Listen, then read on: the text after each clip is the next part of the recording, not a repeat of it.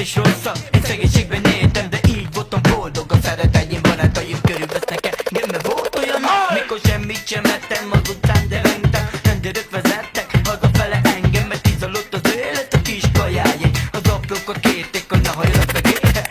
Viccelítélük, mert ilyen volt az élet. Most felnőtt fejjel az utcákat járok, elhagyott a gyereket, már fekszenek térde, és apokat kérnek, oda megyek hozzájuk, mert tudom milyen az élet. Csörög az apró a kézben, mosocsat az arcom, láttam, hogy boldogok, annyit adok nekik, amennyi lehet, hogy odafele mennek, hogy legyen tele a zsebe. Ha bemennek a boltba, mert vesznek is kaják, sietnek is haza, mert otthon vár a család, hogy asztalom voltam, hogy megyenek is ebéd.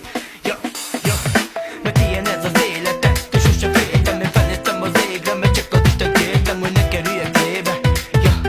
Mert ilyen ez az életem, de sosem féltem, én felnéztem az égre, mert csak az Isten kértem, hogy ne kerüljek zébe.